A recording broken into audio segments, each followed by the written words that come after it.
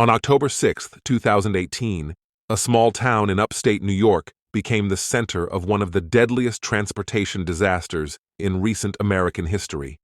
A tragedy that claimed the lives of 20 people and raised haunting questions about safety, accountability, and systemic failure. This is the story of the Schoharie Limousine crash. Schoharie, a picturesque town nestled in New York's rural landscape, seemed like an unlikely setting for such a horrific event. On that crisp autumn afternoon, 17 friends were celebrating a birthday.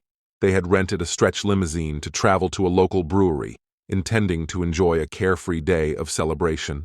The limousine, a modified 2001 Ford Excursion, was driven by 53-year-old Scott Limousine. Tragically, what began as a joyful journey ended in devastation.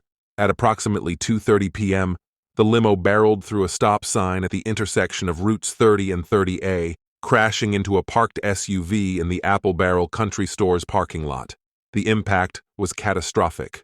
All 17 passengers, the driver, and 2 pedestrians were killed instantly. This was the deadliest transportation accident in the U.S. since 2009.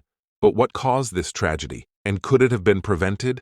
In the days following the crash, investigators from the National Transportation Safety Board, NTSB, and local authorities began piecing together the events leading up to the accident. What they uncovered was a troubling pattern of neglect, mismanagement, and disregard for safety regulations. The limousine was operated by Prestige Limousine, a company with a history of safety violations.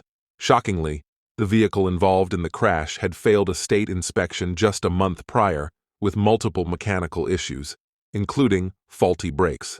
Despite being declared unfit for the road, it was still in service. This vehicle should not have been on the road. It's a clear example of how ignoring safety standards can lead to unimaginable consequences. Adding to the tragedy, it was revealed that the limo's driver, Scott Limousine, did not have the proper commercial driver's license required to operate such a large vehicle. Investigators also discovered that he had previously raised concerns about the vehicle's safety, but was reportedly ignored by his employers. Behind the headlines were 20 human lives: mothers, fathers, sons, daughters, friends. Among the victims were 4 sisters, their husbands, and several close friends. Their families' heartbreak was immeasurable. They were celebrating life. It's so unfair that something like this happened because of someone else's negligence. The tragedy left the community reeling. The Apple Barrel Country Store, where the crash occurred, became a gathering point for mourners, with flowers, candles, and messages of condolence filling the parking lot. Some families shared deeply personal items, notes, jewelry, and mementos, as a way to honor their loved ones. These tokens of remembrance became symbols of the lives cut tragically short. As grief turned to outrage, the focus shifted to accountability. Nauman Hussein, the operator of Prestige Limousine, was charged with 20 counts of criminally negligent homicide and manslaughter. Prosecutors alleged that Hussein knowingly put passengers in a vehicle that was unsafe. This case highlights the gaps in regulatory oversight and the consequences of ignoring safety protocols. Hussein's defense argued that he was not solely responsible, pointing fingers at regulatory agencies and the vehicle's manufacturer. In 2023, after years of legal battles, Hussein accepted a plea deal, resulting in a reduced sentence of probation. The decision sparked widespread controversy, with many families expressing frustration over what they saw as a lack of justice.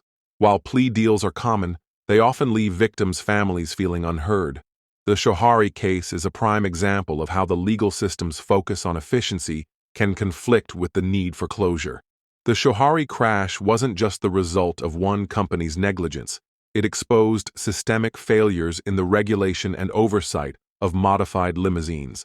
These vehicles often bypass federal safety standards due to their altered designs, creating hidden risks for passengers. There are gaps in how these vehicles are inspected and regulated. It's a patchwork system that varies by state, and that inconsistency can have deadly consequences. Experts also pointed out that financial incentives often lead operators to cut corners. Costly repairs and inspections are sometimes avoided to maximize profits, putting passengers at risk.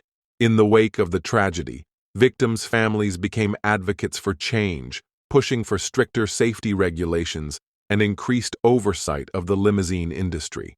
In 2019, New York enacted new laws requiring stricter inspections and banning certain modified limousines, but many argue that more needs to be done on a national level. Beyond legislation, the tragedy inspired grassroots safety initiatives, with local communities organizing awareness campaigns about vehicle safety and passenger rights.